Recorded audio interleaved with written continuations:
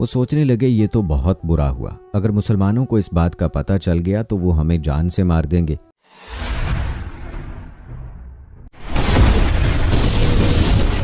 السلام علیکم ورحمۃ اللہ وبرکاتہ۔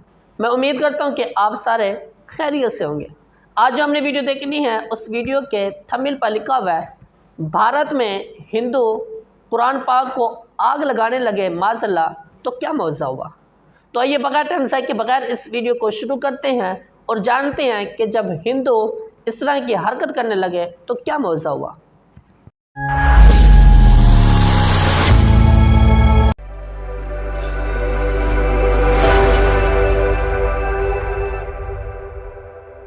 بسم اللہ الرحمن الرحیم۔ السلام علیکم۔ علم کی بات چینل دیکھنے والوں کو نئی ویڈیو میں خوش آمدید کہتے ہیں۔ دوستو، انڈیا کے شہر چندی گڑھ میں سکھوں کے لڑکوں نے قرآن مجید کو شہید کر کے کنویں میں ڈال دیا۔ پورے شہر کے مسلمان غصے کی حالت میں ایک بڑی مسجد میں جمع ہو گئے۔ امام صاحب فوری طور پر موقع واردات پر پہنچے تو معلوم ہوا کہ چند دن پہلے شہر کی ایک مسجد سے قرآن پاک چرائے گئے، پھر اس جگہ ان کی بے حرمتی کی گئی۔ 2 دن کے بعد پتہ چلا ان تینوں لڑکوں کو پولیس نے پکڑ لیا ہے۔ ان کی عمریں 8، 9 اور 10 سال تھیں۔ یہ بھی پتہ چلا کہ انہوں نے یہ بے حرمتی کسی انا یا کسی بری نیت سے نہیں کی۔ امام صاحب انتہائی سمجھدار اور باکمال صلاحیت کے مالک تھے۔ ان کو پتہ چلا کہ یہ تینوں طالب علم کئی بار اسکول کی لائبریری سے بھی کتابیں چوری کر چکے ہیں۔ یہ مسجد اور گردواروں سے جوتیاں بھی چراتے ہیں۔ وہ ایک دن قرآن پاک کا نسخہ وہاں سے چرا کر گھر لے گئے۔ جب انہوں نے کھول کر دیکھا تو پتہ چلا کہ یہ تو مسلمانوں کا قرآن مجید ہے۔ وہ سوچنے لگے یہ تو بہت برا ہوا، اگر مسلمانوں کو اس بات کا پتہ چل گیا تو وہ ہمیں جان سے مار دیں گے۔ چنانچہ ان لوگوں نے فیصلہ کیا کہ قرآن مجید کو شہید کر کے ایک کنویں میں ڈال دیتے ہیں۔ دوستو، تینوں نے آپس میں قسمیں اٹھائیں کہ وہ اس بات کا ذکر کسی سے بھی نہیں کریں گے۔ 3-4 دن کے بعد مال کی تقسیم پر تینوں کا جھگڑا ہوا۔ انہوں نے اپنے علاقے میں اس راز کو اگل دیا۔ چنانچہ پورے چندی گڑھ میں قرآن مجید کی بے حرمتی کی بات پھیل گئی۔ اب ہر کوئی ان تینوں سے بدلہ لینے کے بارے میں سوچنے لگا۔ ہر مسلمان کی خواہش تھی کہ وہ ان تینوں کو ختم کر دے۔ امام صاحب ان تمام باتوں سے آگاہ تھے۔ ان کی خواہش تھی کہ معاملے کو طول دینے کی بجائے ٹھنڈا کیا جائے، مگر پورا شہر کسی بھی صورت ان تینوں کو زندہ چھوڑنے کے لیے تیار نہ تھا۔ امام صاحب شہر کے مجمع کو لے کر اس کنویں کے پاس چلے گئے جہاں قرآن مجید کے اوراق کو پھینکا گیا۔ شہر کے سکھ، ہندو، مسلمان اس جگہ پہنچ گئے۔ تمام لوگوں کی آنکھوں سے بے اختیار آنسو جاری تھے۔ مسلمان لڑکے کو کنویں میں اتارا گیا۔ اس نے بڑی احتیاط سے قرآن مجید کے اوراق نکالے۔ قرآن پاک کے اوراق کو اس طرح دیکھ کر مجمع پر رقت طاری ہو گئی۔ ایک صفحے پر چند آیات لکھی تھیں جس کو امام صاحب نے مجمع کو پڑھ کر سنایا کہ صبر کرو، صبر کرنے میں بھلائی ہے، ہمیں لڑائی جھگڑے سے اس مسئلے کو حل نہیں کرنا چاہیے۔ اتنے میں ان تینوں بچوں کے والدین آ کر معافیاں مانگنے لگے۔ امام صاحب نے کہا تم لوگ اپنے علاقے کی پنچایت لے کر آؤ۔ چنانچہ یہ لوگ شام کو پنچایت لے کر آئے جن میں بڑی بڑی پگڑیوں والے سردار تھے۔ تمام لوگ ہاتھ جوڑ کر امام صاحب سے معافی مانگنے لگے۔ امام صاحب ان لوگوں کو ایک سائڈ پر لے گئے اور کہنے لگے کہ میں جانتا ہوں تم لوگ امن اور صلح پسند ہو، قصور تینوں بچوں کا ہے جس کی ذمہ داری تمام لوگوں پر عائد نہیں ہوتی۔ میں تمام معاملے سے آگاہ ہوں، اگر میں ان بچوں کو معاف کر دوں تو پورے شہر کے مسلمان میرے خلاف ہو جائیں گے۔ یہ آگ ایک بار تو دب جائے گی مگر اس کے بعد پورے شہر کو راکھ میں تبدیل کر دے گی۔ میں چاہتا ہوں کہ اس آگ کو محبت کے پانی سے بجھا دیا جائے۔ دوستو، چنانچہ امام صاحب نے دونوں طرف سے پنچایت کے 10 ممبران کو بلانے کا فیصلہ کیا۔ امام صاحب نے سکھوں سے کہا یہ کوئی حادثہ معمولی حادثہ نہیں، قرآن مجید اور محمد صلی اللہ علیہ وآلہ وسلم صرف مسلمانوں کے لیے ہی نہیں بلکہ ہندو اور سکھوں کے لیے بھی اہم ہے۔ قرآن مجید آپ کے لیے بھی ہدایت کا ذریعہ ہے۔ اگر مسلمان یہ تصور کرتے ہیں کہ قرآن مجید صرف انہی کی کتاب ہے تو یہ غلط سوچتے ہیں، بلکہ یہ تو وہ کتاب ہے جو تمام انسانیت کے لیے ہدایت کا ذریعہ ہے۔ جتنی ہمارے لیے اہم ہے اتنی ہی سکھوں اور ہندوؤں کے لیے بھی ضروری ہے۔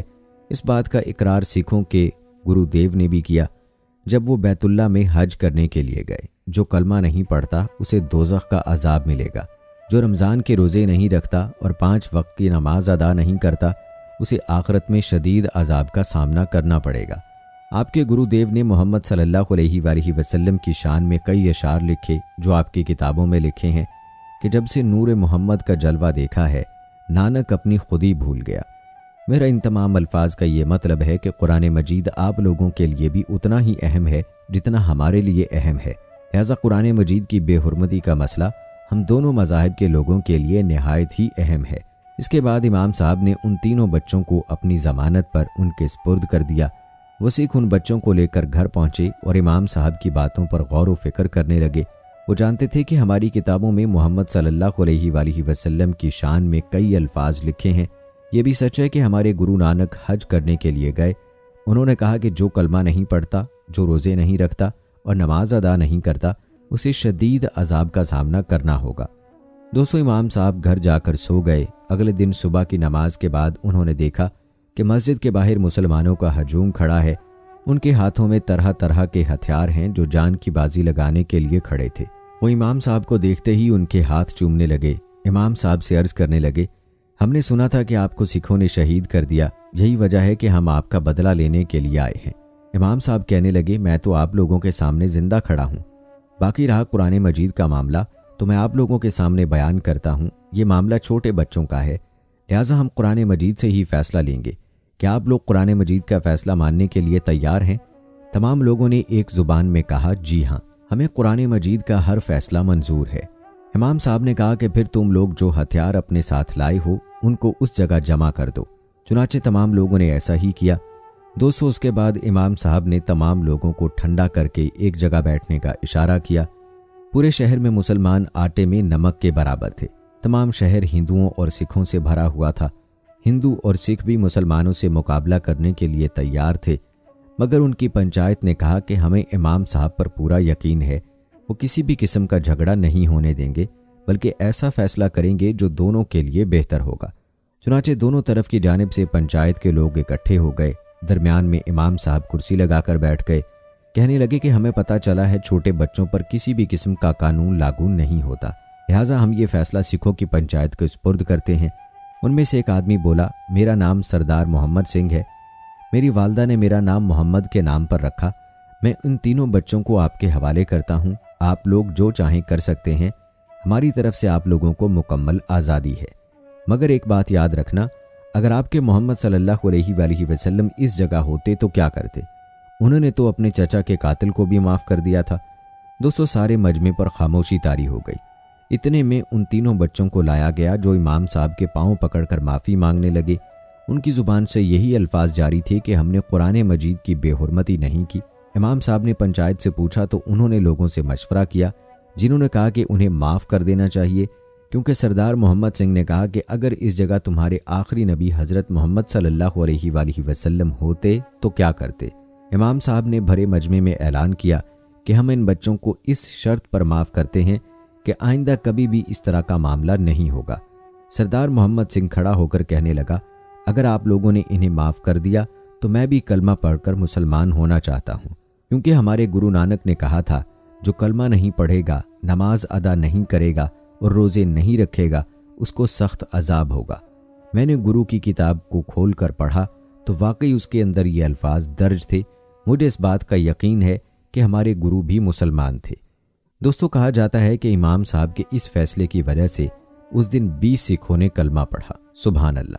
دوستو، اسی طرح ہمیں بھی اس بات کا خیال رکھنا چاہیے کہ دین اسلام نے جو ہمیں سبق دیا ہے اس پر عمل کریں، اور اگر کوئی شخص بے حرمتی کرتا ہے تو اس کو قانون کے ذریعے سزا دلوانی چاہیے، نہ کہ خود کچہری لگائیں، نہ کہ خود اسے سزا دیں۔ اور بے شک ہمارا مکمل ایمان اور پختہ یقین ہے کہ جو نبی کریم صلی اللہ علیہ وآلہ وسلم کی شان میں گستاخی کرے یا قرآن پاک کی بے حرمتی کرے، اس شخص کے لیے سزائے موت ہی ہے۔ کیسی لگی آج کی ویڈیو کمنٹ باکس میں ضرور بتائیے گا۔ مجھے اگلی ویڈیو تک کی اجازت دیں۔ اللہ حافظ۔ اگر آپ نے اس ویڈیو کو مکمل دیکھا ہے تو آپ کی معلومات میں بے شمار اضافہ ہوا ہوگا۔ تو اس طرح کی مزید ویڈیو دیکھنے کے لیے اور بے شمار معلومات لینے کے لیے آپ اس چینل کا ضرور وزٹ بھی کریں، اس چینل کے ساتھ جڑے بھی رہیں۔ تو اگلی ویڈیو میں ملتے ہیں، تب تک کے لیے اللہ حافظ۔